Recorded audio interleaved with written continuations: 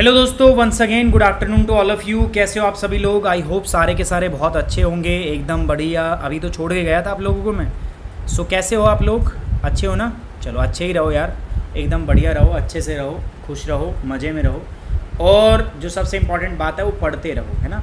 पढ़ाई करो, the most important thing is study करो। देखो पढ़ाई करो, बाकी सब चीज़ चलेगी, सब चीज़ चलेगी। अगर आप पढ़ाई में अच्छे हैं ना तो सब चीज़ चलेगी, आपकी सब चीज़ें जो हैं वो बर्दाश्त की जा सकती हैं। लेकिन अगर आप पढ़ाई नहीं करोगे ना तो आपको घर वाले भी थोड़े दिनों में ऐसा करेंगे कि यार क्या ये आदमी है, ठीक है। समझ पा रहे हो ना मैं क्या कह रहा हूँ? घर वाले भी आपसे थोड़े दिनों में दुखी होने लग जाएंगे अगर आप स्टडी नहीं करोगे। सो गाइज़, स्टडी आपको करते रहना है बराबर तरीके से, अच्छे तरीके से आपको पढ़ाई करते रहना है। सो पढ़ाई जो है दैट इज़ मोस्ट इम्पॉर्टेंट। पढ़ाई आपकी सबसे ज़रूरी है, आपको पढ़ाई करते ही रहना है, ठीक है। चलिए, बात समझ में आ रही है मैं क्या कह रहा हूँ गाइज़? नेटवर्क प्रॉब्लम तो नहीं है? सभी ओके है ना? बता दो मुझे एक बार किसी को कोई प्रॉब्लम हो रही हो। Good afternoon everybody. Khushboo good afternoon, Neha, Akanksha, Hiranjan, Sandeep, Sumit, Alka good afternoon everybody, good afternoon. एक बार सभी लोग मुझे बता दो यार, आवाज़ एकदम प्रॉपर आ रही है, सही आ रही है? आप लोग मुझे सुन पा रहे हो, देख पा रहे हो? हाँ, कंटिन्यू तो करेंगे ही, पढ़ाने के लिए कंटिन्यू करने के लिए आए हैं। बट मैं देख लूँ तकनीकी रूप से कोई दिक्कत नहीं है। चलिए, कोई दिक्कत नहीं है तकनीकी रूप से। सो दोस्तों, साउथ अमेरिका अपन पढ़ रहे थे। छोटा सा इन्फॉर्मेशन भी आप लोगों के लिए जो आप लोग बिल्कुल पसंद नहीं करते, मुझे पता है, लेकिन देखो मैं बताऊंगा ये आपको। मुझे पता है आप पसंद नहीं करते इसको सुनना, बट मुझे बताना है, ठीक है, क्योंकि मैं बताना चाहूँगा, क्योंकि बहुत सारे लोग हैं जिनको इस इन्फॉर्मेशन के बारे में नहीं पता है and they want to know about this. क्या वर्ल्ड ज्योग्राफी का हमने प्लस के ऊपर हमारा बैच जो है वर्ल्ड ज्योग्राफी का वो आ गया है, ठीक है। So our batch of world geography on the plus has been started, ठीक है। ऑलरेडी ये स्टार्ट हो चुका है। You can come and join. आप ये आके मुझे पे आप ज्वाइन कर सकते हो, ठीक है। आप यहाँ पे मुझे ज्वाइन कर सकते हो। क्या हो गया भाई इसको?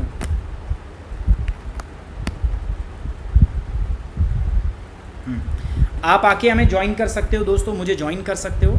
और ये जो बैच है ये यूपीएससी सीएससी 2021 2020 और 2021 दोनों के लिए रहने वाला है। So this batch is for 2020 and 21 combined, दोनों के लिए आपका उपयोगी रहेगा। आपको मुझे ज्वाइन करना है by using this promo code that is सुमित10, है ना। अगर आप वहाँ पे आते हो प्लस के ऊपर, तो आपको मेरा फिजिकल ज्योग्राफी का भी कोर्स मिलेगा, इंडियन ज्योग्राफी का भी कोर्स मिलेगा, इकोलॉजी का भी कोर्स आपको वहाँ पर मिलेगा। सो आपको चिंता करने की कोई भी ज़रूरत नहीं है। बफरिंग हो रहा है, बफरिंग हो रही है। चलिए एक सेकंड रुकिए, बफरिंग को अभी ठीक कर देते हैं। चिंता मत करो दोस्तों, एक सेकंड रुक जाइए, अभी बफरिंग को ठीक किए देते हैं हम। चल रहा है?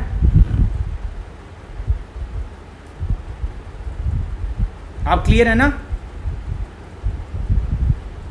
ठीक है, अभी क्लियर होगा। चलिए, नाउ इट्स ऑल क्लियर। सो आप आओगे, इकोलॉजी का भी कोर्स आपको वहाँ पर मिल जाएगा। सो बहुत सारे कोर्सेज हैं जो आपके ऑलरेडी वहाँ पर हैं। तो यहाँ पर अपन काफ़ी ज़्यादा चीज़ें जो हैं दोस्तों पढ़ चुके थे, ऑलमोस्ट हम काफ़ी लास्ट में आ चुके थे। पराग्वे हमने देख लिया था। अच्छा एक बार बताओ मुझे, लास्ट क्लास में हमने क्या देख लिया था? ये सब पढ़ चुके थे घोस्ट टाउन के बारे में। अभी मैपिंग का सेक्शन चल रहा है हमारा। हम ये पढ़ रहे थे शायद पुंटा एरिनस, आई थिंक ये पढ़ लिया था या कर लिया दोस्तों? उरुग्वे हमने स्टार्ट कर लिया था या बचा हुआ था? गाइस फटाफट बताओ। आई थिंक उरुग्वे हो गया था हमारा। मैंने आपको बता दिया था उरुग्वे के बारे में भी, मोंटीवीडियो के बारे में बता दिया था। मोंटीवीडियो के बारे में हमने क्या बताया था कि ये रियो दी ला प्लाता ये जगह है, this is known as the Rio de la Plata. ये क्या है? Because it is an estuaries. Estuary क्या होती है सर? एस्चुरी वो होती है जहाँ पर रिवर आपका किससे मिलती है? समुद्र से मिलती है। That is known as the estuaries. जहाँ पर नदी समुद्र से मिलती है उसको हम क्या बोलते हैं गाइज? एस्चुरीज बोलते हैं, है ना। पता होगा ना आपको, एस्चुरीज हिंदी में बोलते हैं ज्वारनदमुख। तो यहाँ पर एक ज्वारनदमुख है जिसका नाम है रियो दी ला प्लाता। सो रियो दी ला प्लाता जो है यहाँ पर इसके नॉर्दर्न साइड के ऊपर आपका क्या स्थित है? आपका ये आपका उरुग्वे स्थित है। अच्छा यहीं पर स्थित है आपकी एक और, यहाँ पर एक और कैपिटल स्थित है जिसको हम क्या बोलते हैं? सेंटियागो। सो अगर मैं बात करूँ कि रियो दी ला प्लाता जो एक बड़ी एस्चुरीज है, वहाँ पर दो दुनिया की कैपिटल है, दो कैपिटल सिटीज़ यहाँ लोकेटेड है। One is known as Santiago and second जो है that is known as the, क्या नाम लेते हैं उसका हम आपका दोस्तों? उरुग्वे की कैपिटल दैट इज़ मोंटेवीडियो। अच्छा इक्वाडोर स्टार्ट करना था, ठीक है। सो इक्वाडोर स्टार्ट कर देते हैं, डोंट वरी अबाउट दैट। चलिए इक्वाडोर स्टार्ट कर देते हैं। Let's start with the Ecuador. Okay चलिए इक्वाडोर से स्टार्ट कर रहा हूँ मैं, अभी तो कोई दिक्कत नहीं है। Okay let's start with the Ecuador. देखो इक्वाडोर क्या है, इक्वाडोर एक ऐसी कंट्री है, पहले तो मैं बता दूं यहाँ से इसका नाम इक्वाडोर क्यों पड़ा है पता है आपको, क्योंकि बिकॉज यहाँ से एक लाइन पास होती है, एक लैटिट्यूड पास होता है, दैट इज 0 डिग्री। अच्छा 0 डिग्री को अपन क्या बोलते हैं, 0 degree is known as the equator, ठीक है। अच्छा इक्वेटर से कौन सी कंट्री पास होती है, मैंने बताया भी था आपको, याद करो। सबसे पहले मैंने बताया था सर यहाँ से इक्वाडोर पास होता है, इक्वाडोर से पास होता है। ये कंट्री कौन सा है दोस्तों, कोलंबिया, और तीसरा कौन सा है आपका ब्राज़ील। सो इक्वाडोर जो है यहाँ 3 देशों से पास होता है। पहले नंबर पर आता है हमारे पास इक्वाडोर, दूसरे नंबर पर आता है कोलंबिया, और तीसरे नंबर पर आता है क्या, ब्राज़ील, ECB। अब ये जो इक्वाडोर है ना, इसका तो नाम ही इक्वाडोर इसलिए रखा है बिकॉज यहाँ से क्या पास होता है दोस्तों, इक्वेटर। इसका नाम ही इसलिए है कि यहाँ से इक्वेटर पास होता है। अच्छा यहाँ पर एक जगह और भी है जो इसी के अंदर आती है, this island, this is known as Galapagos island, ठीक है। गैलापागोस आइलैंड ये फेमस है दुनिया भर के अंदर दोस्तों। क्यों फेमस है, क्यों फेमस है समझना। ये कहाँ पर है दोस्तों, इक्वेटर, इक्वेटर मतलब 0 डिग्री। अच्छा एक बात बताओ, 0 डिग्री के ऊपर तापमान क्या होता है, टेम्परेचर क्या होता है, कम या ज़्यादा, हाईएस्ट टेम्परेचर होता है। एवरेज टेम्परेचर जो होता है वो कितना होता है, 28 डिग्री सेंटीग्रेड। इक्वेटर पर एवरेज टेम्परेचर जो है लगभग आपका 28 डिग्री सेंटीग्रेड होता है। अगर मैं यहाँ पर बात करूँ आपका मॉइस्चर, या मैं कह दूँ रेनफॉल, या मैं कह दूँ प्रेसिपिटेशन, वो भी क्या होता है, अच्छा होता है। इक्वेटर पर कितना बारिश होता है दोस्तों आपका, नियरली ऑलमोस्ट 100 इंचेस, 100 इंचेस के आसपास बारिश होता है। अच्छा एक बात बताओ, अगर मैं आपको एक नाम लेता हूँ टेरेस्ट्रियल इकोसिस्टम, समझ में आएगा, नहीं आएगा, क्यों, क्योंकि आप लोगों ने मेरे से इकोलॉजी पढ़ी, ध्यान ही नहीं दिया। टेरेस्ट्रियल इकोलॉजी का मतलब क्या होगा दोस्तों, इसको हिंदी में बोलते हैं स्थलीय पारिस्थितिक तंत्र। टेरेस्ट्रियल इकोलॉजी के लिए 2 चीज़ें इंपॉर्टेंट हैं। टेरेस्ट्रियल इकोलॉजी में क्या होता है, बेसिकली पेड़ होते हैं, ट्री होती हैं। तो अगर मैं आपसे बोलूँ कि पेड़ पौधों के उगने के लिए, फलने फूलने के लिए, पेड़ पौधों को मतलब इनकी डाइवर्सिटी को बढ़ने के लिए किन 2 चीज़ों की आवश्यकता होती है, पहली जो चीज़ ज़रूरत है उसको, वो ज़रूरत होती है आपका दोस्तों तापमान, और दूसरी जो चीज़ की ज़रूरत है वो किस चीज़ की होती है दोस्तों, रेनफॉल। अगर आप पेड़ों को दोनों देखो, पेड़ के लिए दूध है, ये क्या है दोस्तों, कॉम्प्लेन है, और दूध प्लस कॉम्प्लेन मिलेगा तो पेड़ की हाइट बढ़ती है। लेकिन एक भी अगर नहीं दिया, अगर मम्मी ने कॉम्प्लेन नहीं पिलाया, सिर्फ दूध पिलाया, तो हाइट नहीं बढ़ेगी। ऐड देखते हो ना कि मम्मी को बोलो कॉम्प्लेन पिलाया करें, है ना। सो सेम वही चीज़ है यहाँ पर, अगर मम्मी दूध, अगर हाइट बढ़ानी है ना, आपको पेड़ को अच्छे से ग्रो करना है, तो इन दैट केस आपको टेम्परेचर और रेनफॉल दोनों पर्याप्त मात्रा में सप्लाई करना पड़ेगा। Now if you look at equator, equator जो है it is located on 0 degree. यहाँ पर तापमान भी लगभग 28 डिग्री सेंटीग्रेड के आसपास रहता है, और बारिश भी अच्छी खासी बनी रहती है। रेनफॉल कितनी है आपका दोस्तों गाइस, यहाँ पर 100 इंचेस के आसपास यहाँ पर रेनफॉल है। तो आप मुझे बताओ, टेरेस्ट्रियल इकोसिस्टम के 2 लिमिटिंग फैक्टर होते हैं, आपका टेम्परेचर और रेनफॉल। अब दोनों चीज़ अगर पर्याप्त मात्रा में अवेलेबल है यहाँ पर, सो टेरेस्ट्रियल सिस्टम ग्रो करेगा या नहीं करेगा, फटाफट बताओ। हाँ, बहुत अच्छे से ग्रो करेगा। तो यहाँ पर क्या होगा दोस्तों, यहाँ पर पेड़ पौधों की बहुत सारी वैरायटी मिलेगी। पेड़ पौधों को हम नाम क्या देते हैं, फ्लोरा। पेड़ पौधे ज़्यादा मिलेंगे तो बताओ मुझे, यहाँ पर आपका जीव जंतु भी क्या मिलेंगे ज़्यादा, उसको हम क्या बोलेंगे, फोना।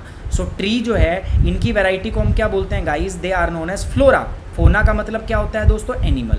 तो जितने ज़्यादा यहाँ पर मैं क्या कह रहा हूँ, इतने ट्री भी यहाँ पर ज़्यादा मिलेंगे। क्यों भाई, बारिश हो रही है, पेड़ पौधे जो हैं बहुत ज़्यादा होंगे, तापमान अच्छा खासा है, तो पेड़ पौधे तो ज़्यादा होंगे, साथ साथ फ्लोरा तो ज़्यादा होगा, साथ ही साथ फोना भी ज़्यादा होगा। अगर देखो जंगल है घना, ठीक है, अगर घना जंगल है तो उसमें कई प्रकार के सांप, कई प्रकार के चूहे, बिल्ली, कई प्रकार के गधे, खरगोश, सब चीज़ वैरायटी का मिलेगा।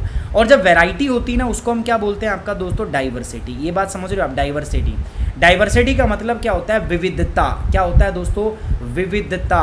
सो डाइवर्सिटी यहाँ मिलती है, और उसको एक टर्म यूज़ करते हैं हम, बायोडाइवर्सिटी, यानी कि जैव विविधता। तो ऐसा इलाका जहाँ पर तापमान और वर्षा ज़्यादा मिलेगी, अच्छे खासी मिलेगी, वहाँ पर पेड़ पौधे अच्छी मात्रा में होंगे।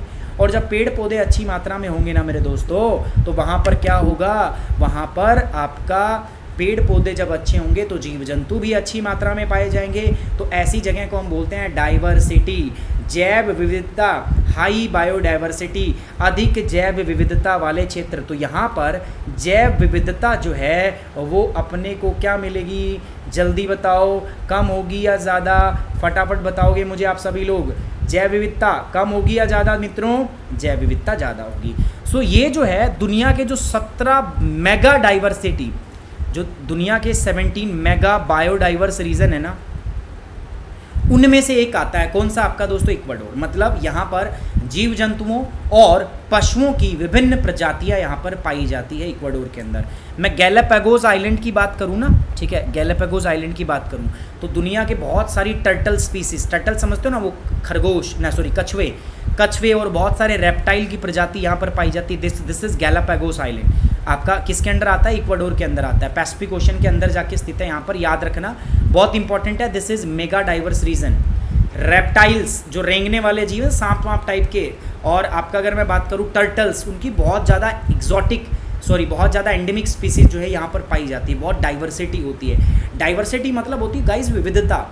देखो आप हम सब ह्यूमन हैं, सबकी शकल अलग है, सबका दिमाग की कैपेसिटी अलग है, सबकी क्षमताएं अलग हैं, सबका इंटरेस्ट अलग है, सब कुछ अलग अलग है ना। सो इसको बोलते हैं diversity. So this is known as the diversity. So हम डाइवर्स हैं, तो ह्यूमन इज, जो ह्यूमन है वो डाइवर्स। समझ में आया डाइवर्सिटी का मतलब क्या है? डाइवर्सिटी का मतलब है भिन्नता। सेम में एक की चीज़ है, गधा है, एक ही गधा है, लेकिन कितनी भिन्नताएं हैं उसमें, ठीक है भाई। गधा भी 55 तरीके का पाया जाए, दैट मीन्स क्या होगी, वो भिन्नता। सांप है, सांप बहुत प्रजाति के, ब्लैक माम्बा है ना, वाइपर स्नेक हो गया आपका, ठीक है, रेटल स्नेक हो गया, उसके बाद आपका हो गया कोबरा हो गया, बहुत सारे हैं ना, बहुत सारे स्नेक्स हैं, वैरायटी हैं। सो है तो सांप ही, सांप में वैरायटी पाई जाती है, उसको बोलते हैं हम डाइवर्सिटी, विविधता। सो ये जो रीज़न है वो हाईली मतलब बायोडाइवर्सिटिकली काफ़ी रिच पाया जाता है इक्वाडोर। अच्छा एक बात और बता देते हैं, यहाँ पर अगर मैं मुख्यतः रूप से बात करूँ तो यहाँ पर जो सस्टेनेंस के सोर्स है, साधन, जो जनसंख्या रहती है वो दो ही चीज़ों पर डिपेंड करती है, कमोडिटी के ऊपर। कमोडिटी मतलब कुछ वस्तुओं के ऊपर हम निर्भर करते हैं, किन किन पर? एक तो होती है हमारी एग्रीकल्चर कमोडिटी, और दूसरी जो है हमारे वो क्या है दोस्तों, आपकी पेट्रोलियम प्रोडक्ट्स। सो दो ही चीज़ों पर हम क्या करते हैं यहाँ पर दोस्तों, आपका डिपेंडेंट होते हैं, एक तो एग्रीकल्चर पर और दूसरा किस पर, पेट्रोलियम पर। This is all about the Ecuador. Ecuador की कैपिटल जो है, कैपिटल है दोस्तों आपकी क्विटो, QUITO, जो वर्ल्ड की सेकंड हाईएस्ट कैपिटल है। सबसे हाईएस्ट कैपिटल कौन सी थी, मैं ऑलरेडी बता चुका हूँ, that is administrative capital of क्या, बोलीविया, जिसका नाम था ला पाज। अच्छा ये दो नाम हमने सुने, एक तो हम कह रहे हैं सर एडमिनिस्ट्रेटिव कैपिटल, एक होता है जुडिशरी कैपिटल। सर कोई फ़र्क होता है? कोई फ़र्क नहीं होता भाई। एडमिनिस्ट्रेटिव कैपिटल का मतलब है कि जो एडमिनिस्ट्रेटर, जो एग्जीक्यूटिव हैं वो लापाज में बैठते हैं, लेकिन जो आपका जुडिशरी है, जो न्यायपालिका है, वो कहाँ से फंक्शन होती है, सूक्रे से। बोलीविया के अंदर बताते ना, दो अलग अलग कैपिटल है। चलिए, तो ये सारी बातें थी जो हमने इसके बारे में पढ़ा। अब पॉइंट बाय पॉइंट हम डिस्कस करते हैं। सो एरिया, लैटिट्यूड, लॉन्गिट्यूड ये मैंने आपको बता दिया। आपको नोट्स कंप्लीट करने हैं, सो प्रॉपर नोट्स बनाने हैं, तो उसके लिए मैंने आपको बता दिया प्रॉपर। कैपिटल क्या है दोस्तों आपकी? कैपिटल है आपकी क्विटो, ठीक है। कहाँ पर सिचुएटेड है ये आपका? It is situated on the west coast of South America. ये दक्षिण अमेरिका देख रहे हो आप, तो इसके वेस्टर्न कोस्ट पर, पश्चिमी तट पर, पश्चिमी तटीय इलाकों में आपका स्थित है। And it is surrounded by Colombia in the north and Peru in the east and south. ये तो नॉर्मल बात आपको देखना ही पड़ेगा। इधर क्या है दोस्तों, इधर अगर आप देखोगे कोलंबिया है, और नीचे कौन सा देश है, पेरू।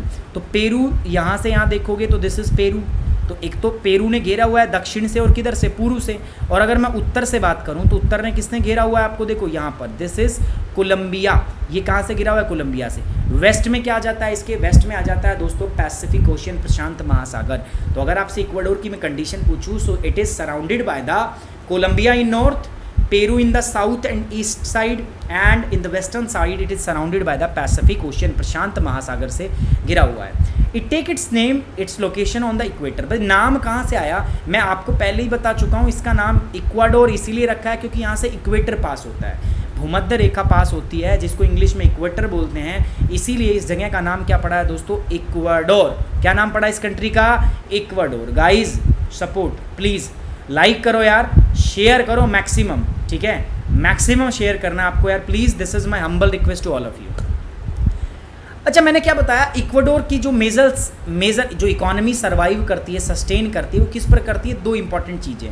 पहली जो चीज़ है, दो कमोडिटी है। पहली जो चीज़ है उसको हम क्या बोल रहे हैं, एग्रीकल्चर है ना मुख्यतः, और दूसरा क्या है दोस्तों, क्रूड ऑयल, पेट्रोलियम्स, ठीक है। दो ही चीज़ों पर ये डिपेंड करता है। साउथ अमेरिका में अगर मैं एक कंट्री बात करूँ, चाहे वेनेजुएला बात कर लो, कोलंबिया बात कर लो, इक्वाडोर की बात कर लो, so these are oil rich countries, तेल पाया जाता है। वेनेजुएला जो है, अगर मैं बात करूँ तो वर्ल्ड का लीडिंग ऑयल प्रोड्यूसर कंट्री है। कौन, वेनेजुएला। अभी मैं पढ़ाऊँगा उसके बारे में, है ना। लेक मैरिकाबो जिसके आसपास से सारी जो आपका तेल है वो कितना ज़्यादा मात्रा में निकाला जाता है। So that is very important. So बहुत सारी इंपॉर्टेंट चीज़ें गाइस जो यहाँ पर आप देखने वाले हो, बहुत इंपॉर्टेंट सेशन है। आप बस ध्यान से पढ़ते रहिए, बाकी सारी चीज़ें मेरे पे छोड़ दीजिए। ट्रस्ट मी, आप you will be like in the first row, आप सबसे आगे होगे और आपको चिंता करने की कतई आवश्यकता नहीं होगी। अब मैं क्या कह रहा हूँ, highly dependent on the commodities, किन कमोडिटीज़ के ऊपर, पहला पेट्रोलियम और दूसरा क्या, एग्रीकल्चर प्रोडक्ट। पेट्रोल जो उत्पाद होते हैं और एग्रीकल्चर जो होता है उसके ऊपर। अच्छा, दो बात याद रखना दोस्तों, एक तो होता है गाइस क्रूड ऑयल, ये याद रखना थोड़ा। क्रूड ऑयल का मतलब क्या होता है, कच्चा तेल। अच्छा, जब हम कच्चे तेल का संशोधन करते हैं, रिफाइनरी में ले जाके इसको हम संशोधित करते हैं, तो इससे बहुत सारी चीज़ें निकलती है। एक तो इससे डीजल निकलता है, दूसरा फिर इससे क्या निकलता है, पेट्रोल निकलता है, बहुत सारे प्रोडक्ट निकलते हैं। उन सबको हम बोलते हैं पेट्रोलियम प्रोडक्ट्स। क्या बोलते हैं गाइज उनको, those products are known as the petroleum products. बात आ रही है समझ में आपको मैं क्या कह रहा हूँ, they are known as the petroleum products. Clear, तो ये इसके लिए जाना भी जाता है। समझ में आ रही बात आपको। अगली बात क्या है, मैंने आपको बता ही दिया दोस्तों, इक्वेटर के ऊपर स्थित है तो तापमान भी ज़्यादा है और रेनफॉल भी ज़्यादा है, दोनों चीज़ ज़्यादा है। सो this is why this is mega diverse countries in the world. दुनिया की मेगा डाइवर्स कंट्रीज़ के अंदर इसका नाम आता है। मेगा डाइवर्स मतलब डाइवर्सिटी बहुत ही ज़्यादा है। पेड़ पौधे, अब डाइवर्सिटी दो टर्म्स में, किस किस टर्म्स में आएगी डाइवर्सिटी, पहला मैं बता चुका हूँ आपका फ्लोरा, पेड़ पौधा, और दूसरे किसकी टर्म्स में बता चुके हैं मैं, फोना। फोना मतलब जीव जंतु। सो दोनों की डाइवर्सिटी यहाँ पर काफ़ी ज़्यादा मात्रा में पाई जाती है। क्लियर हुआ आपको। आगे बढ़ रहा हूँ मैं दोस्तों, ये हिंदी वाले छात्रों के लिए, जो हिंदी वाले छात्र हैं, आप देख सकते हो थोड़ा मैं रोक रहा हूँ, अपने आप को मैं छुपा रहा हूँ, ठीक है। और आप जो है इसे एक स्क्रीनशॉट यहाँ का ले सकते हो, जो स्क्रीनशॉट लेना चाहते हैं। डन हो गया होगा आई थिंक आपका स्क्रीनशॉट यहाँ पर, ठीक है ना। फ्लोरा एंड फोना बताया हुआ है मैंने यार, इकोलॉजी की क्लास देखो, अगर किसी ने नहीं देखी है तो जाके करा दिया मैंने। अब यहाँ पर एकमात्र इंपॉर्टेंट जगह है, that is known as the Quito. This is known as the Quito. So ये जो क्विंटो है that is the capital of, ये क्या है दोस्तों, it is the second highest official capital city in the world. मैंने बताया पहली जो हाइएस्ट है वो क्या थी, लापाज। लापाज के बाद में जो दुनिया भर में सेकेंड हाइएस्ट कैपिटल सिटी जो है जिसका नाम है वो क्या है दोस्तों आपका, that is known as the आपका क्विटो। सो क्विटो के बारे में क्या याद रखोगे, second highest capital of the world. And साथ ही साथ दोस्तों इक्वेटर के बहुत पास है, it is closest to the equator, बिल्कुल भूमध्य रेखा के क्या है दोस्तों आपका ये समीप है। सो याद रहेगी ये बात। So Quito is closest to the equator, equator के पास में स्थित है। साथ ही साथ देखो यार, जब हम क्लाइमेट पढ़ते हैं ना, तो जब मैं क्लाइमेट बोलता हूँ अलग अलग जगह पे अलग अलग टाइप का क्लाइमेट होता है। जैसे हम बोलते हैं इक्वेटोरियल टाइप क्लाइमेट, भूमध्य रेखीय जलवायु। मैं बोलता हूँ सूडान टाइप क्लाइमेट, सूडान प्रकार की जलवायु। हम बोलते हैं मॉनसून क्लाइमेट, मानसूनी जलवायु। इनके लिए एक सेंटर होते हैं पूरी दुनिया में, है ना भाई। मतलब हमें पता कैसे चलेगा किस सेंटर के ऊपर हम उस जलवायु को आकलन करेंगे, है ना भाई। अगर मुझे इक्वेटोरियल टाइप ऑफ क्लाइमेट के बारे में जानना है तो मैं कहाँ पर जाकर इक्वेटोरियल टाइप ऑफ क्लाइमेट के बारे में जानने की कोशिश करूँगा, तो मैं जानने की कोशिश करूँगा कहाँ जाके आपका दोस्तों, मैं क्विटो। सो क्विटो जो है basically it is the centre of equatorial type of climate. तो जो इक्वेटोरियल टाइप ऑफ क्लाइमेट है उसका ये क्या है दोस्तों आपका एक सेंटर है, यहीं से इक्वेटोरियल टाइप ऑफ क्लाइमेट की स्टडी जो है आपका की जाती है, ठीक है। So basically it is a centre for equatorial type of climate, ठीक है। जैसे मॉनसून का क्या है, मॉनसून की बात करें इंडिया में मुंबई से उसका डेटा रिकॉर्ड होता है, मुंबई हम कहते हैं। सो सिमिलरली अगर भूमध्य रेखीय जलवायु के बारे में हमें बात करना है, या अगर मैं बात करूं आपका उष्ण कटिबंधीय, क्या बोलते हैं इसको, उष्ण कटिबंधीय जलवायु, हिंदी में इंग्लिश में बोलते हैं guys simple, that is equatorial type climate. जो बच्चे ने प्लस में पढ़ा हुआ है उनको पता होगा इक्वेटोरियल टाइप क्लाइमेट की खास बात क्या है। इसकी खास बात है दोस्तों, तापमान आपका क्या रहता है, एवरेज टेम्परेचर आपका अच्छा रहता है, 28 डिग्री सेंटीग्रेड से लेकर लगभग 30 डिग्री सेंटीग्रेड के बीच में होता है। रेनफॉल जो होती है, वर्षा जो होती है वो कितनी होती है, ऑलमोस्ट 100 इंचेस के आसपास होती है। भाई दो ही चीज़ें तो चाहिए होती है, बारिश डेली होती है थ्रू आउट द रेनफॉल। अगर मैं रेनफॉल की फ्रीक्वेंसी की बात करूं, रोज़ बारिश होती है, पूरे वर्ष भर बारिश होती है। इक्वेटोरियल टाइप ऑफ क्लाइमेट की एक खास बात क्या है, देयर इज़ नो वेदर, यहाँ पर कोई वेदर नहीं होता, यानी कि सिर्फ और सिर्फ क्या होता है यहाँ पर, ओनली क्लाइमेट। वेदर और क्लाइमेट में अंतर तो पता ही होगा ना, वेदर मतलब मौसम जो दिन प्रतिदिन में बदलता रहता है, क्लाइमेट मतलब जलवायु जो सेम रहती है। तो अगर मैं बात करूँ इक्वेटर के ऊपर, तो इक्वेटर के ऊपर कोई वेदर है ही नहीं, कोई मौसम है ही नहीं, सिर्फ और सिर्फ क्या पाया जाता है, आपका क्लाइमेट पाया जाता है। ये बात कितने बच्चों को समझ में नहीं आ रही, जल्दी से मुझे बताओगे, जल्दी से मुझे बताओ कितने बच्चों को ये बात समझ में नहीं आ रही कि मैं क्या बोल रहा हूँ। भूमध्य रेखीय जलवायु, इसकी खास बात है तापमान रहता है 28 से लेकर 30 डिग्री सेंटीग्रेड के बीच में। बारिश होती है 100 इंच के आसपास, 100 इंच के आसपास बारिश होती है। भूमध्य रेखा की खास बात यह है बारिश थ्रू आउट द ईयर होती है। और यहाँ जो बारिश होती है वो कौन सी होती है मित्रों, यहाँ पर बारिश होती है कन्वेक्शनल रेनफॉल। अब ये भी आपको नहीं पता होगा जिन्होंने मेरे से फिजिकल ज्योग्राफी नहीं पढ़ी। कन्वेक्शनल रेनफॉल का मतलब क्या है, this is nothing but known as संवहनीय वर्षा। क्या बोलते हैं इसको हम, संवहनीय वर्षा। सो दिस इज़ संवहनीय वर्षा। तो संवहनीय वर्षा जो है वो कहाँ पर होती है आपका, वो इक्वेटर के आसपास होती है, भूमध्य रेखा के आसपास होती है। इट इज़ ये नियर इक्वेटर होती है, that is known as the संवहनीय वर्षा। समझ में आ रही बात मैं क्या कह रहा हूँ कि नहीं आ रही। संवहनीय वर्षा क्या होती है सर, दोपहर होती है ना, धूप निकलती है, तापमान बढ़ता है, पृथ्वी गर्म होती है, हवा गर्म होकर ऊपर उठती है। याद नहीं होगा मुझे, पक्की बात है, आपको याद ये चीज़ें थोड़ी ना होती। हवा गर्म होती है, गर्म होकर ऊपर उठती है, ठीक है, बताया था, ऊपर उठती है गर्म होकर हवा। और उसके बाद क्या होता है, गर्म हवा ऊपर उठती है। जब हवा ऊपर उठती है तो फिर क्या होता है, बादल बनता है, और बादल बन के रंगारंग प्रोग्राम, बारिश आ जाती है। ये रोज होता है, रोज की रोज बारिश होती है इक्वेटर के ऊपर, है ना। कैसे होता है, 1 बजे 12-1 बजे तक ना कन्वेक्शन साइकिल, संवहनीय चक्कर पूरी तरीके से डेवलप हो जाता है। अब आप कहोगे सर कहाँ की बात लेके आ रहे हो आप इसमें, आप जल्दी से वर्ल्ड ज्योग्राफी पढ़ा क्यों नहीं। This is the real world geography. इसीलिए तो मैंने क्या बोला कि वर्ल्ड ज्योग्राफी कब पढ़ाऊंगा। देखो सीक्वेंस ही यही होता है, सबसे पहले जो पढ़ना होता है ना, सबसे पहले फर्स्ट पेज पे वो क्या पढ़ना होता है, फिजिकल ज्योग्राफी। उसके बाद में क्या पढ़ना होता है आपको मित्रों, इंडियन ज्योग्राफी। और फिर क्या पढ़ना होता है, वर्ल्ड ज्योग्राफी। ये नियम होता है, ऐसे ही पढ़ना होता है। पढ़ने को तो कुछ भी पढ़ा दूंगा मैं, लेकिन दिस इज़ द नियम। अब वर्ल्ड ज्योग्राफी आपने फिजिकल भी पढ़ लिया, इंडिया भी पढ़ लिया, अब आपके दिमाग में बहुत चीज़ें क्लियर है। मैं कन्वेक्शनल रेनफॉल बताऊंगा आप पकड़ पाओगे, मैं संवहनीय चक्कर बताऊंगा आप पकड़ पाओगे, अदरवाइज आप नहीं पकड़ पाओगे। और जो बच्चे नहीं पकड़, देखो आप जिन्होंने पढ़ रखा है उनको आएगा मज़ा, वो रोज़ रोज़ अच्छे से क्लास अटेंड करेंगे, अच्छे से नोट्स बनाएंगे, प्रॉपर काम करेंगे। अब जिनको मज़ा नहीं आ रहा, मज़ा किनको नहीं आ रहा, जिन्होंने पुराना पढ़ा ही नहीं, उनको कतई मज़ा नहीं आएगा। वो सोचेंगे पता नहीं यार क्या चल रहा है सर, पता नहीं क्विटो के बारे में बता रहे थे, कहाँ लेके चले गए हमें, इक्विटोरियल टाइप क्लाइमेट, कहाँ फिर संवहनीय वर्षा आ गई। But this is the thing.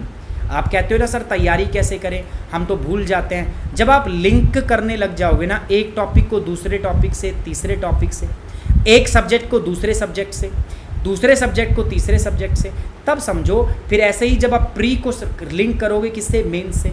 अब बस सीधी 5-6 बातें आपने रट रखी है, सर आंसर राइटिंग प्रैक्टिस करनी है, रटवा रखा है किसी ने, सर एनसीईआरटी पढ़नी है, रटवा रखा है किसी ने, सर नोट्स बनाने, रटवा रखा है किसी ने। लेकिन इन बातों का कोई महत्व है, कोई महत्व नहीं है भैया। सुमित सर ने भी तो पढ़ाया है, मैन ने भी तो पढ़ाया आपको, मैन ने तो पढ़ी, तुम्हें एनसीईआरटी नहीं पढ़ाई। कहाँ पर एनसीईआरटी पढ़ाई मैंने, और मैंने कहा तुम्हें बोला कोई किताब पढ़ो। लेकिन जिस बच्चे ने मेरी क्लास की है, जिस स्टूडेंट ने मेरी क्लास की है, मेरे क्लास के प्रॉपर नोट्स बनाए हैं, प्रॉपर रेगुलर वो प्रेजेंट रहा है, मैं गारंटी दे पा रहा हूँ ज्योग्राफी उसका इतना स्ट्रांग होगा ना, इतना स्ट्रांग हो, उसको दोबारा करने की ज़रूरत नहीं है। और अगर मैं झूठ बोल रहा हूँ तो आप कमेंट बॉक्स में फीडबैक देख सकते हो, बताओ फटाफट से। Hello neighbours, I am from Bangladesh. Because of the lockdown I search live classes and this channel comes, can anyone tell what is the mission IAS। So MH Sohag, मैं आपको बता दूँ, IAS जो होता है that stand for Indian administrative services. IAS Bharat की जो सबसे टॉप की सर्विसेज होती है ना, उसके लिए एग्ज़ाम होते हैं। सो उसके लिए हम प्रिपेयर कर रहे हैं, ठीक है। सो वेलकम करो, स्वागत करो। अरे तुम अपने देश के अंदर चैनल नहीं देख पा रहे हो, और यहाँ पर देखो बांग्लादेश से बच्चे जो हैं अपने को देख रहे हैं। सो IAS के लिए जैसे आपके वहाँ पर भी होगा, जो आपकी हाईएस्ट सर्विसेज है, जो आपके हाईएस्ट जो ब्यूरोक्रेट्स चुने जाते हैं ना, उनके चुनने के लिए एक एग्ज़ाम होता है, that is known as the IAS, IPS, IFS, Indian administrative service, IPS Indian police service. So उनके लिए एक पेपर होता है, उसकी तैयारी हम यहाँ पे करवाते हैं, that is known as the IAS। So हमारा मिशन है इस बार IAS बनना, ठीक है, मेरा है बनाना, इनको पता नहीं बनना है कि नहीं बनना। ये तो कह रहे हैं सर 3 तलाक हमें पढ़ना ही नहीं है ना, कई लोग हैं ऐसे। ऐसा है क्या, पढ़ो यार, मेरा नाम रोशन करो यार, मैं चाहता हूँ आप नाम रोशन करो मेरा, है ना, करोगे। चलो चलो देखो, बेस्ट टीचर बोलने से नहीं होगा, बेस्ट टीचर होगा आपके पढ़ने से, बेस्ट टीचर होगा लाइव व्यूज़ आने से, बेस्ट टीचर उससे दिखेगा। मैं चाहता हूँ बस आप पढ़ो, आगे बढ़ो। तो देख लो बांग्लादेश से भी बच्चे देख रहे हैं। अच्छा बांग्लादेश से नहीं, इवन मैं आपको बता दूँ ना, पाकिस्तान से मेरे पास मेल आते हैं, ठीक है, one of the guy that is preparing for the Pakistan civil service, Pakistan की जो एलीट सर्विस है, is preparing for the Pakistan civil service and is watching our physical geography lecture. वो हमारे फिजिकल जोग्राफी के लेक्चर रेगुलर फॉलो करता है। देखो Indian geography तो इंडिया की होगी, बट वर्ल्ड जोग्राफी और फिजिकल जोग्राफी ऐसी जोग्राफी है जिसको पूरी दुनिया में कोई भी देख सकता है। और ये हमारी जो लैंग्वेज है वो भी लगभग सेम है। पाकिस्तान में भी हिंदी समझ में आती है, नेपाल भी हिंदी समझ लेता है, बांग्लादेश में भी हिंदी आ जाती है। So these are neighbouring country जहाँ पर अपनी लैंग्वेज आराम से ईजी टू अंडरस्टैंड है। तो ये लोग भी अपनी वीडियो देखते हैं, सेशन देखते हैं। तो आप सोच लो, आप नहीं देखते हो लेकिन आप पड़ोसी देश हमारी क्लासेस देख रहे हैं। एक दिन तो एक बंदा है, ठीक है, बेसिकली उनकी फैमिली अभी दुबई में सेटल्ड है ना, जैसे हमारे यहाँ से NRI जाते हैं तो ऐसे वो सेटल्ड है, but he is from Pakistan, है ना, वो ही इज़ नहीं, सी इज़ फ्रॉम पाकिस्तान, है ना। और वो सारी क्लासेस जो है अपनी सारी क्लासेस देखती हैं। इवन इनफैक्ट उनको कुछ बाकी चीज़ों से कोई मतलब नहीं है उनको, ठीक है, लेकिन वो करंट अफेयर की क्लास भी देखती हैं। जितने भी सेशन में लेके आता हूँ सारी देखती हैं। और फिजिकल जोग्राफी की वो रेगुलर स्टूडेंट है, एक क्लास उन्होंने की हुई है ना।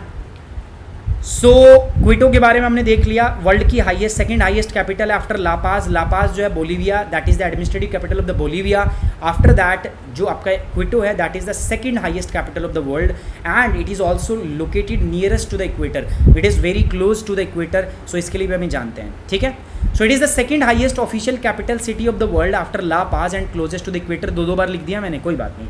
Representative station of equatorial type highland type climate, किस प्रकार की जलवायु है? इक्विटोरियल टाइप, भूमध्य रेखीय, या मैं क्या बोल सकता हूं, उष्ण कटिबंधीय जलवायु, है ना। अब ये उष्ण कटिबंधीय बताया हुआ है कि नहीं बताया, जल्दी बताओ भाई। ऐसी जलवायु जो भूमध्य रेखा के आसपास पाई जाती है। सर कहाँ पाई जाती है जलवायु? ये जलवायु पाई जाती है मित्रों आपका 0 से लेकर 10 डिग्री नॉर्थ और 0 से लेकर 10 डिग्री साउथ के अंदर इस प्रकार की जलवायु पाई जाती है, जिसको हम क्या बोलते हैं, आपका इक्विटोरियल टाइप क्लाइमेट। कितने बच्चों को समझ में आ गया? जिन बच्चों ने मेरे से फिजिकल ज्योग्राफी पढ़ी होगी, आर पार समझ में आ रहा होगा उनको, आर पार, मैं गारंटी दे रहा हूँ। ये हिंदी वाले छात्रों के लिए, जो प्यारे छात्र हिंदी वाले हैं, इक्विटोरियल हाईलैंड टाइप क्लाइमेट का प्रतिनिधि स्टेशन है। मतलब अगर आपको इक्विटोरियल टाइप क्लाइमेट देखना है, अगर आपको उष्ण कटिबंधीय, अगर आपको ना उष्ण कटिबंधीय क्लाइमेट देखना है ना, उष्ण कटिबंधीय जलवायु देखनी है, तो आप कहाँ जाइए? आप क्विटो में जाइए। क्विटो में आपको आइडियल रूप से उष्ण कटिबंधीय जलवायु जो है वो दिखेगी, ठीक है। समझ में आ रही बात आपको? थैंक यू श्वेता CSC, बहुत बढ़िया यार, बहुत अच्छे। अच्छा, अभी बहुत जल्दी ना आप लोगों के लिए मैं अनअकैडमी के ऊपर जो लाइव क्लास है उसमें फ्री क्लास में मैं आपके लिए इकोनॉमी लेके आने वाला हूँ अपने स्टाइल में। इकोनॉमी इन द चौधरी साहब स्टाइल, चौधरी साहब के स्टाइल में इकोनॉमिक्स शुरू करने वाला हूँ and it will be started may be from the next Monday से जो है ना मैं शुरू कर दूँ। क्या कहते हो बताओ? थम्स अप या नॉट? एग्री और नॉट? फटाफट बदलो जल्दी से। इक्वाडोर खत्म हो गया। आप दूसरी जो कैपिटल सिटी के अलावा एक और सिटी है इंपॉर्टेंट, दैट इज़ ग्वाइनिक्विल। क्या नाम है इसका? Guayaquil. It is a port city है, एक चीफ पोर्ट है, एक बड़ी बंदरगाह है। किसकी? आपका दोस्तों, आपका पैसिफिक कोस्ट के पास में स्थित है। चीफ पोर्ट एंड एयरपोर्ट है, एक एयरपोर्ट भी लोकेटेड है, आपका पोर्ट भी है, मतलब बंदरगाह भी है। और ग्वाइनिक्विल देखो, this is the gulf of Guayaquil. अभी आप आगे पढ़ोगे, सिटी का नाम भी ग्वाइनिक्विल है। और ये जो खाड़ी देख रहे हो आप, दिस एरिया, खाड़ी क्या होती है? गल्फ की बात कर रहा हूँ ना मैं। गल्फ क्या होती है दोस्तों? गल्फ बताओ मुझे। गल्फ और एक दूसरी चीज़ होती है हमारे पास पेनिनसुला। गल्फ का मतलब होता है खाड़ी और पेनिनसुला का मतलब क्या होता है मित्रों? प्रायद्वीप। अच्छा, खाड़ी क्या होती है? प्रायद्वीप क्या होता है? देखो, प्रायद्वीप सिंपल बात है, ऐसा जैसे पृथ्वी, अरे इंडिया में नहीं है क्या? अरे इंडिया में जो नीचे कुल्फी टाइप का होता है ये प्रायद्वीप ही तो होता है। दिस इज प्रायद्वीप होता क्या है? देखो इधर ये तो लैंड मास है, लेकिन इधर क्या है? भारत जो है, अगर इधर देखोगे तो किससे घिरा हुआ है? आपका वाटर बॉडी अरब सागर, है ना। इधर किससे हुआ है? घिरा हुआ है इंडियन ओशियन, हिंद महासागर। इधर किससे घिरा हुआ है? बंगाल की खाड़ी वे भी। तो अगर आप देखोगे तो इधर भी वाटर, इधर भी वाटर और इधर भी वाटर। सो ऐसा कोई भी land mass which is surrounded by the water from the three side is known as the, क्या बोलते हैं उसको? पेनिनसुला। उसको हम हिंदी में बोलते हैं प्रायद्वीप। क्या बोलते हैं? प्रायद्वीप। उल्टा हो तो उल्टा क्या? सर उल्टा क्या होता है? उल्टा बता देते हैं दोस्तों। उल्टे का मतलब उल्टा ही होता है। ये देखो आप, ये इलाका जो है, दिस इज वाटर ना।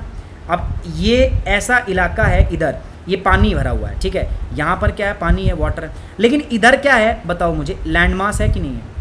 भूमि है। इधर भी क्या है दोस्तों? लैंड मास है, भूमि है। एंड इधर भी क्या है दोस्तों, लैंड मास है, भूमि है। सो आप अगर देखोगे तो आपको पता चलेगा एक ऐसा इलाका विच is surrounded by water from 3 side, sorry which is, ये वाटर है, this water area which is surrounded by the land mass from 3 side, अगर 3 ओर से लैंड मास से घिरा हो, इसको हम बोलते हैं गल्फ। क्या बोलते हैं, गल्फ। गल्फ मतलब खाड़ी। So this is gulf of Guayaquil. आप देखोगे तो एक साइड पानी है, इधर भी भूमि है, इधर भी भूमि है और इधर भी भूमि है। It is surrounded by the land mass from 3 side, इसको बोलते हैं गल्फ ऑफ ग्वानिक्विल।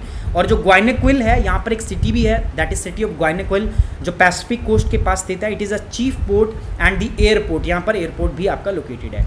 इसको नाम एक स्पेशल नाम भी देते हैं, वो नाम क्या है दोस्तों पता है आपको, that is known as the pearl of Pacific. मेरे साथ बोलोगे आप सभी के सभी बच्चे, क्या बोलते हैं इसको, पर्ल ऑफ पैसिफिक, है ना। आराम से ना बैठा करो, पोजीशन लिया करो टेबल पे, अपना मोबाइल लैपटॉप सामने रखा करो, साइड के अंदर आपके पास मैप होना चाहिए, आपका बड़ा मैप वहाँ होना चाहिए, पेंसिल होनी चाहिए, कलर पेन होने चाहिए आपके हाथ में, मार्कर होने चाहिए, हाइलाइटर होने चाहिए, और एक्टिव रहा करो, मतलब हाथ पैर चलते रहे। अच्छा सर ने ग्वाइनिक्विल बताया, देखा, सेलेक्ट किया, मार्क किया, पॉइंट नोट कर दिए, वहीं की वहीं, मतलब घर वालों को भी लगे, आपको खुद को कॉन्फिडेंस आएगा। अगर आप इतना एक्टिव होके काम करोगे ना, आपको कॉन्फिडेंस। और अगर देख ली वीडियो फिर सो गए, दूसरी वीडियो देख ली, कुछ नहीं होगा, कुछ भी नहीं होगा। इतनी बढ़िया क्लास कराई जा रही है, एक एक लोकेशन में आपको दिखा रहा हूँ। ऑफलाइन में पता है क्या बोल दिया जाता है, लिखो ग्वाइनिक्विल, लिखो क्विटो, लिख लो अपने आप, पढ़ लो। मैं तो बता रहा हूँ, और मैं तो सारी चीज़ बता रहा हूँ आपको।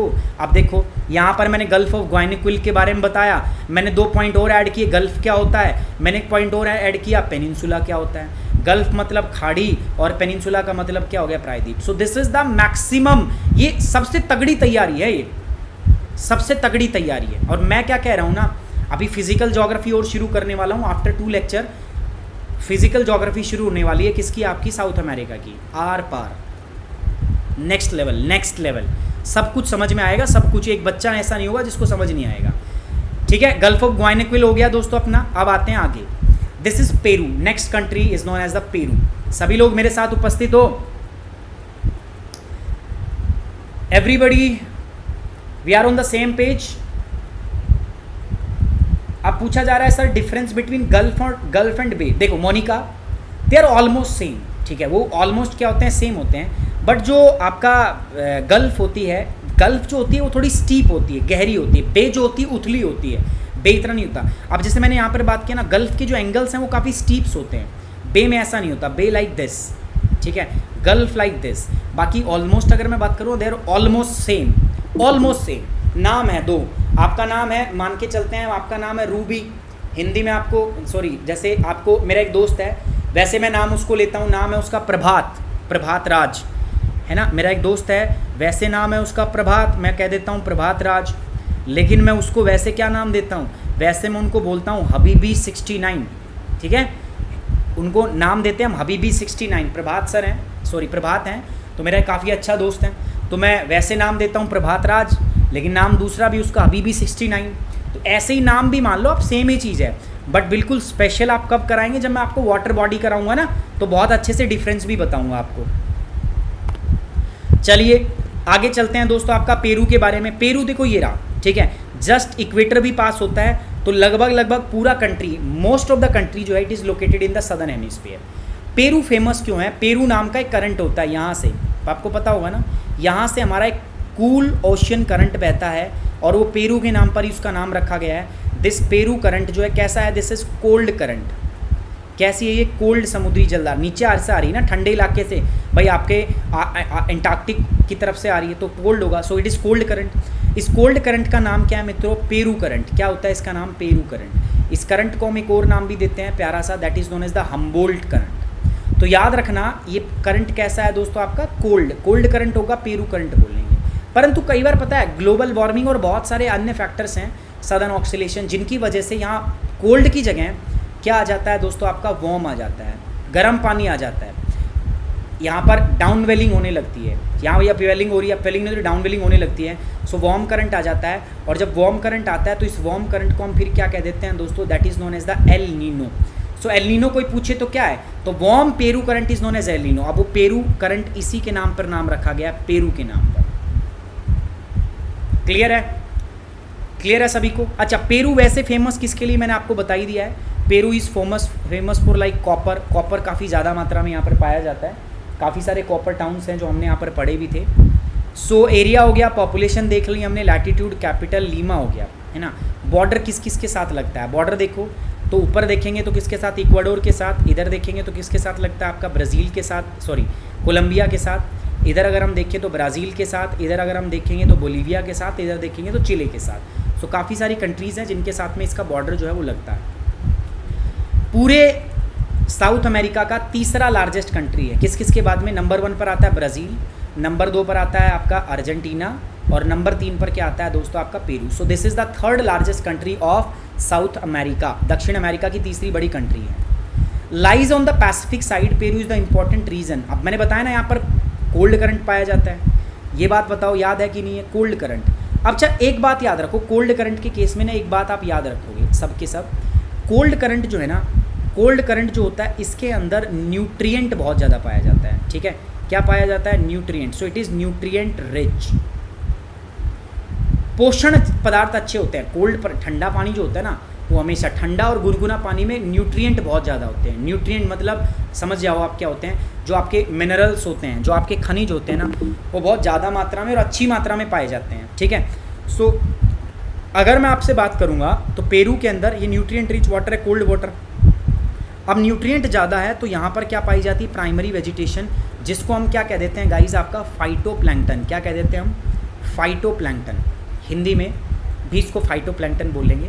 सूक्ष्मदर्शी पेड़ होते हैं, छोटे छोटे मतलब जीव होते हैं, मतलब पेड़ टाइप के होते हैं। दिस इज़ बेसिकली फ्लोरा, बहुत सूक्ष्मदर्शी होते हैं। इनको कौन खाता है पता आपको, इनको खाते हैं जू प्लैंक्टन।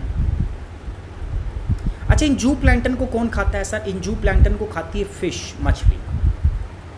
और इन मछलियों को यहाँ पर कौन खाता है, इनका भी एक यमराज बैठा हुआ है, दैट इज नोन एज गुआइनो। ये गुआइनो एक बड़ा पक्षी है, शतुरमुर्ग टाइप का पाया जाता है। शतुरमुर्ग देखा है ना, ऐसा पक्षी है, बड़ा पक्षी है। ठीक है, बहुत खाता है, और बहुत खाता है तो बहुत ही ज़्यादा निकालता भी है ना, काफ़ी ज़्यादा मात्रा में निकालता है। तो ये जो गुआइना है ना, इसकी पोटी जो है उसको उठा के इससे खाद बनाया जाता है। इसकी पोटी के अंदर जो गुआइना का एक्सक्रीटा होता है ना, जो इसकी पोटी होती है वो उठाई जाती है। इसकी पोटी के अंदर नाइट्रोजन बहुत ज़्यादा मात्रा में पाया जाता है, और इससे फिर क्या बनाया जाता है दोस्तों आपका nitrogenous fertiliser, just because of this Peru current. बहुत सारी ऐसी इंडस्ट्री हैं दोस्तों, बहुत सारी, मैं नाम भी नहीं बता सकता, इतनी सारी इंडस्ट्री, लगभग 3000 इंडस्ट्री ऐसी हैं। देयर आर 3000 इंडस्ट्रीज, 300 कंपनियां हैं जो इस इलाके में काम कर रही है सिर्फ इसकी पोटी उठा के खाद बनाने के लिए। Because this potty is very rich in nitrogen, nitrogen में बहुत रिच है इसकी पोटी, तो वो खाद बनाने में इसका इस्तेमाल जो है किया जा रहा है। ठीक है, समझ में आया भाई। मछली पाई जाती है, मछली को गुआइना खाता है, और ये मछली कौन सी है, कोल्ड पानी में पाई जाती है। जब एलिनो आता है ना तो मछलियाँ नहीं आती, एलिनो में मछलियाँ कम हो जाती है क्योंकि फाइटोप्लैंक्टन नहीं होते, ये कम हो जाएंगे।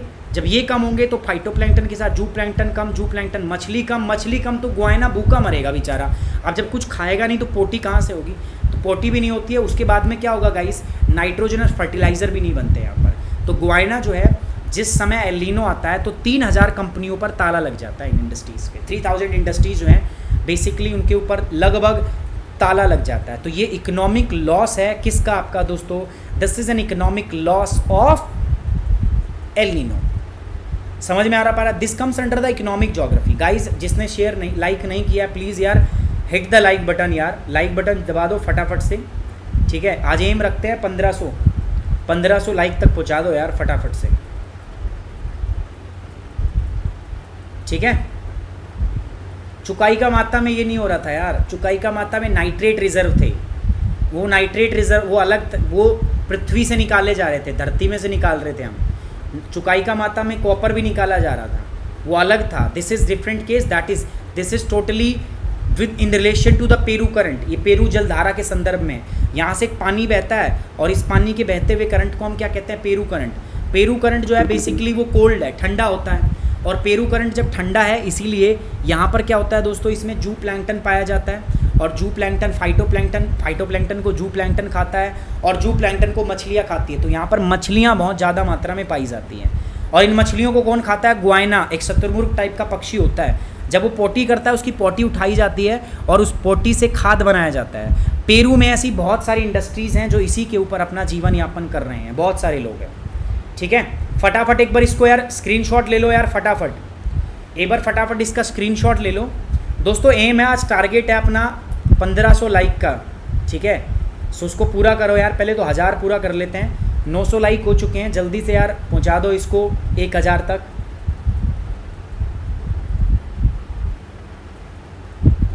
ये स्क्रीनशॉट ले लो, मैं इसको अभी हटा रहा हूँ। ठीक है, चलिए इसको हटा देते हैं हम अब। सो पेरू ये हो गया, एरिया देख लो, सब चीज़ें बता दी हमने, है ना। थर्ड लार्जेस्ट सिटी ब्राज़ील बता दिया मैंने, है ना। यहाँ पर देखो ये रहा, देखो दिस इज़ गुआइना, मैंने बता दिया इसकी बर्ड ड्रॉपिंग्स होती हैं जिनको उठा के हम फॉस्फेट्स और नाइट्रोजनस खाद बनाते हैं। ठीक है, हिंदी वाले छात्रों के लिए जल्दी से देख लो आप, फटाफट से फ़ोटो ले सकते हो। आगे बढ़ रहा हूँ मैं आपका। ठीक है,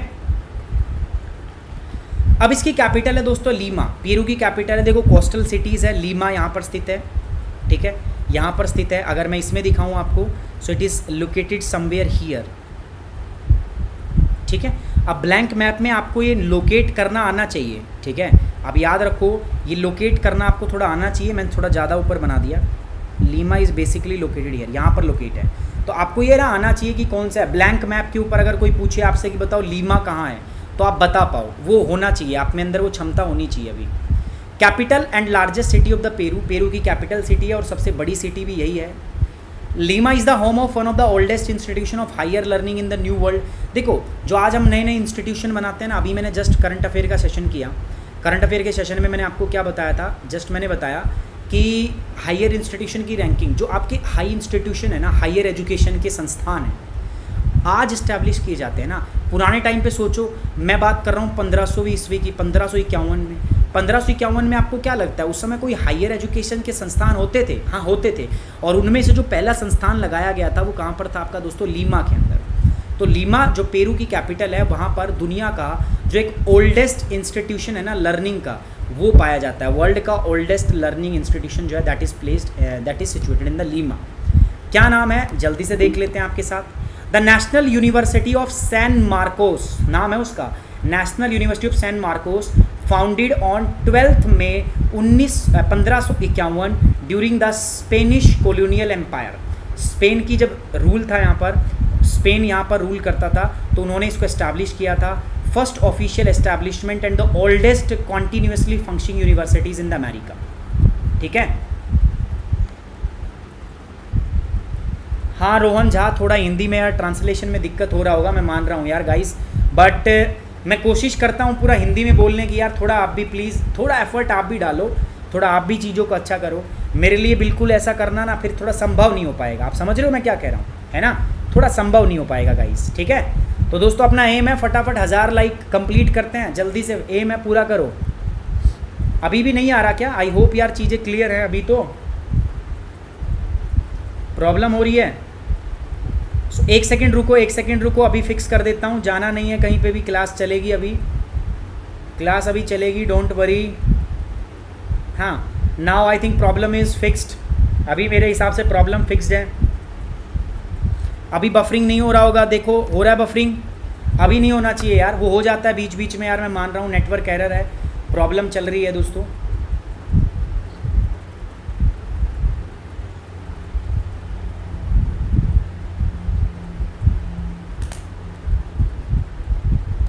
अभी बफरिंग हो रहा है।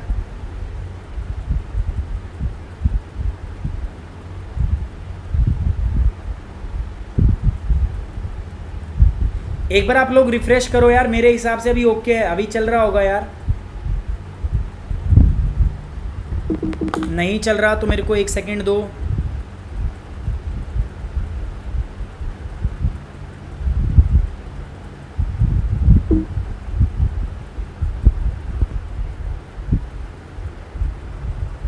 ठीक है, अभी चल रहा है, बढ़िया। ठीक है यार, प्रॉब्लम हो रही है यार। ठीक है, मैं क्या करूं, समझा करो आप भी, थोड़ा सा ना मैनेज कर लो, भागा मत करो, एकदम से भाग जाते हो यार, आराम से रुका करो। ठीक है, वैसे मैंने बताया था ना, मैं समाधान कर चुका हूँ, मतलब बिना आवाज़ आपको दिखा ज़रूर दूंगा। आवाज़ आएगी, मतलब मेरा फ़ोटो नहीं दिखेगा। क्लास आपकी अब कंप्लीट होगी because we have Jio Fi, अब अपने पास Jio Fi है। ठीक है, उतनी अच्छी क्वालिटी तो नहीं आएगी, I know that, but still. Lima के बारे में पढ़ रहे थे, कैपिटल है, लार्जेस्ट सिटी है, और दोस्तों एक विश्वविद्यालय है यहाँ पर, यूनिवर्सिटी ऑफ सैन मार्कोस जो विश्वविद्यालय है वो यहीं पर आपका स्थित है। किसमें? आपका पेरू, लीमा के अंदर। सो दुनिया का जो हायर एजुकेशन का एक इंस्टीट्यूट है, वन ऑफ द ओल्डेस्ट, वो यहाँ पर लोकेटेड है। दोस्तों 1000 लाइक का अपना टारगेट है, फटाफट पहुँचा दो यार। Argentina, the next country is Argentina, यहाँ पर है दोस्तों Argentina. This is the country which is located in the pampas. अगर मैं नीचे बात करूँ ना, इसमें देखोगे यहाँ पर, तो यहाँ पर अट्टाकामा डेजर्ट, यहाँ पर डेजर्ट आता है जिसका नाम है पैटागोनिया डेजर्ट, और पैटागोनिया डेजर्ट के ऊपर यहाँ पर आते हैं दोस्तों आपके पैम्पास, घास के मैदान। और पैम्पास जो ग्रासलैंड होते हैं हमारे, सो कैसे ग्रासलैंड है? These are steppe grassland. कैसे ग्रासलैंड है गाइस? स्टेपी ग्रासलैंड, स्टेपी घास के मैदान होते हैं ये आपका, घास के मैदान होते हैं। घास का मैदान का मतलब समझते हो ना? देखो मैंने बताया वेजिटेशन के आधार पर आप तीन चीज़ों में बांट सकते हो, फॉरेस्ट, डेजर्ट, और तीसरा जो होता है ना ग्रासलैंड। फॉरेस्ट किसको बोलते हो? देखो वो इलाका जहाँ पर पेड़ पौधे बहुत ज़्यादा हो, ट्री डेंसिटी बहुत हाई हो, पेड़ों की डेंसिटी बहुत हाई हो, ट्री बहुत ज़्यादा मात्रा में हो, क्या कहलाएंगे? जंगल। पेड़ हो ही ना, बिल्कुल ना, ज़ीरो, तो उसको क्या बोलेंगे? डेजर्ट। लेकिन पेड़ हो, इतने भी ना हो कि डेजर्ट फॉरेस्ट बन जाए और इतने भी कम ना हो डेजर्ट, उसको क्या बोलते हैं? आपका ग्रासलैंड। आप और हम जिस एरिया में रहते हैं that is known as the grassland, उसको हम घास का मैदान बोलते हैं। तो घास का मैदान का मतलब क्या होगा? ऐसा इलाका जहाँ पर पेड़ पौधे हों बट इतने भी ज़्यादा ना हो कि जंगल बन जाए और इतने भी कम ना हो कि डेजर्ट बन जाए। सो ये जो इलाका है बेसिकली यहाँ पर पैम्पास घास के मैदान पाए जाते हैं। और आप लोग जानते हो ग्रासलैंड्स जो हैं यहीं पर तो एग्रीकल्चर किया जाता है। जो ग्रासलैंड्स होते हैं ना, these are known as the granary of the world. दुनिया में जो खेती क्या करोगे? जंगल में जाके खेती करोगे, एनाकोंडा निगल लिया तो क्या करोगे? डेजर्ट में भी खेती नहीं कर सकते क्योंकि वहाँ पर तो न्यूट्रिशन नहीं है, वहाँ पर पानी नहीं है। तो खेती दुनिया की डेजर्ट में ही होती है। Desert is known as the grassland is known as the granary of the world, दुनिया की ग्रैनरी इनको कहा जाता है। ठीक है, तो पंपास जो घास के मैदान होते हैं दीज आर स्टेपी ग्रासलैंड। सो इसीलिए ब्राज़ील में यहाँ पर हम बहुत ज़्यादा मात्रा में वीट उगाते हैं। वीट का मतलब क्या है दोस्तों? गेहूँ। वीट उगाते हैं, गेहूँ उगाते हैं हम। अच्छा गेहूँ उगाते हैं, गेहूँ तो ठीक है, वो काम में ले लिया हमने। उसके बाद जो गेहूँ का नीचे का जो स्ट्रॉ बचता है उसका क्या करते हैं दोस्तों? उसको हम पशुओं को चराते हैं। यहाँ पर कमर्शियल ग्रेजिंग होती है। अगर आपको याद हो तो मैंने आपको मोंटेविडियो और उरुग्वे में बताया था, उरुग्वे इसका पड़ोसी देश है, यहाँ पर भी कमर्शियल ग्रेजिंग होती है। कमर्शियल ग्रेजिंग का मतलब क्या होता है दोस्तों? कमर्शियल ग्रेजिंग मीन्स यहाँ पर लोग बड़े स्केल पर गाय भैंस बकरियों को चराते हुए घूमते हैं। अब वो गाय भैंस बकरियाँ जो रखते हैं, क्यों रखते हैं पता है आपको? ये रखते हैं फॉर द मीट। तो अर्जेंटीना जो है this is the leading producer of wheat और मीट। आपका व्हीट और मीट के लिए दुनिया का लीडिंग प्रोड्यूसर है। आज रात को 8 बजे 2 धमाकेदार सेशन लेके आ रहा हूँ। एक तो अर्थक्वेक के ऊपर है, क्या कारण है दिल्ली में इतने सारे अर्थक्वेक आ रहे हैं बैक टू बैक। अप्रैल के बाद मैं बात करूँ तो 14 अर्थक्वेक आ चुके हैं, 14 अर्थक्वेक के झटके दिल्ली में आ चुके हैं। बहुत ही गंभीर समस्या है। और दूसरा सेशन मैं और लेके आ रहा हूँ, 2 सेशन आज आपके साथ में मैं बात करूँगा दोस्तों, आज रात 8 बजे। सो मेरे साथ जुड़ना ना भूले, 8 बजे आज आपके साथ जुड़ेंगे हम 8 PM के ऊपर। ठीक है, 8 PM में मिलेंगे 8 PM के साथ। सो व्हीट जो है और मीट दोनों के लिए फेमस है क्या आपका guys? Argentina is famous for meat and wheat production. ठीक है, दोनों चीज़ों के लिए क्या गाइस ये आपका फेमस है। ठीक है, याद रखोगे ये बात। आपका ब्यूनस एरिस इसकी कैपिटल है। ब्यूनस एरिस कहाँ पर है लोकेट? आप देखो मैंने बताया था this is the Rio de la Plata. ये क्या है दोस्तों? This is Rio de la प्लाता। अभी पढ़ाऊँगा मैं आपको ये। This is an estuaries. ये एस्चुरीज है। एस्चुरीज क्या होती है? जहाँ पर समुद्र से क्या मिलती है आकर? रिवर। जहाँ से समुद्र और नदी जिस एरिया में मिलते हैं ना, बस उसी इलाके को हम क्या बोलते हैं? एस्चुरीज। मतलब ना यहाँ खारा पानी होता है ना ही समुद्र का। एस्चुरीज जो होते हैं यहाँ पर बायोडाइवर्सिटी क्या मिलती है आपको? हाई, बिकॉज यहाँ रिवर के जीव भी मिलते हैं और मैराइन एनिमल्स में दोनों मिलते हैं। सो डाइवर्सिटी क्या होती है यहाँ पर आपका दोस्तों? आपका क्या मिलती है? ज़्यादा मिलती है। बायोडाइवर्सिटी यहाँ पर क्या होती है आपका गाइज? ज़्यादा होती है, हाई होती है। क्लियर है ये बात? तो चलिए अर्जेंटीना के बारे में देख लेते हैं। तो अर्जेंटीना बेसिकली दक्षिणी गोलार्ध में आपका स्थित है। लैटिट्यूड लॉन्गिट्यूड कैपिटल है ब्यूनस एरिस। कहाँ पर सिचुएटेड है? It is situated in the southern tip of South America, basically surrounded by Chile, west में बोलीविया, पराग्वे, उरुग्वे, इससे आपका घिरा हुआ है। सेकेंड लार्जेस्ट कंट्री है ना साउथ अमेरिका में। आप देखोगे तो this is the second largest country. और ये कंट्री जो है आपका लगभग ट्रॉपिक ऑफ कैप्रिकॉर्न के नीचे, हालांकि ट्रॉपिक ऑफ कैप्रिकॉर्न इससे पास होता है, एकमात्र ऐसी कंट्री है जो बिल्कुल ट्रॉपिक से बाहर होती है, and that country is known as the Uruguay. अगर मैं बाकी बात करूँ तो आपकी सारी की सारी कंट्री जो है, हाँ तो आवाज़ आ रही है, आवाज़ से काम चलाओ यार, आवाज़ तो सुनो, आवाज़ सुन लो, मैं मान रहा हूँ। Okay, thank you very much guys, we have 1K like today in this video. Thank you very much, thank you very much. हमने 1K लाइक ले लिया है, अचीव कर लिया है guys, thank you very much. और कमेंट भी यार प्लीज़, एक होती है तो प्लीज़ यार कमेंट भी आज आपको करना है। आज हमें इस पर 500 कमेंट्स करने हैं, करोगे आप प्लीज़ फॉर मी, एक बार मेरे लिए करो यार दोस्तों। हाँ, मैं अपना इनविजिबल ही हो गया हूँ, आप देख सकते हो, शायद चीज़ें सही चल रही हूँ, ठीक है। सो गाइज, अर्जेंटीना के बारे में हमने बात किया। अर्जेंटीना जो है ये ट्रॉपिक ऑफ कैप्रिकॉर्न से बाहर स्थित है, ठीक है। चलिए, शिप रियरिंग, यहाँ पर आपका भेड़ पालन होता है बहुत ज़्यादा मात्रा में। अर्जेंटीना का ये जो इलाका है ना, जिसको हम बोलते हैं आपका पैटागोनिया डेजर्ट, यहाँ पर होता है शिप रियरिंग होती है ना। Leading wheat producer of the world, दुनिया का वीट और मीट दोनों उत्पादन यहाँ पर बहुत ज़्यादा मात्रा में होता है। एज आई टोल्ड यू, जैसा मैंने आपको बताया, ठीक है ना, दोनों चीज़ होती हैं। जैसा मैंने बताया आपको, वीट और मीट दोनों भयानक मात्रा में यहाँ पर पाया जाता है अर्जेंटीना में। हिंदी वाले छात्रों के लिए देख लो। So Argentina is famous for meat and wheat production. Clear रहेगा दोस्तों आपको ये बात? चलिए चलिए चलिए, बहुत अच्छे यार, बहुत अच्छे, थैंक यू वेरी मच यार, thank you thank you. Photo ले लो, स्क्रीनशॉट ले लिया करो।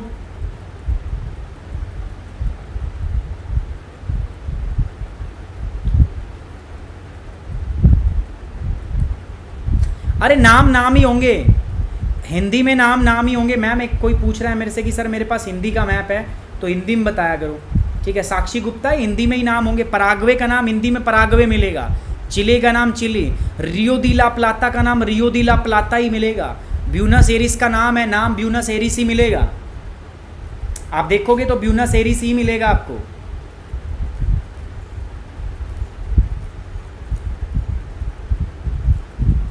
ठीक है, ये कैपिटल है ब्यूनस एरिस। परंतु आज यार ब्यूनस एरिस को यहीं पे समाप्त करने का समय आ गया है, बिकॉज सर की क्लास होगी, है ना। संदीप मानुधाने सर अभी क्लास लेंगे, बहुत ज़बरदस्त साइंस फैकल्टी हैं यार, पढ़ाई करो उनसे। और वर्ल्ड ज्योग्राफी का कोर्स भूलना नहीं है आपको, 2020-21 के लिए है। प्रोमो कोड सुमित 10, जिसको भी कोई क्वेरी हो मेरे से पूछ सकता है। अभी जस्ट मैं लाइव बैठूंगा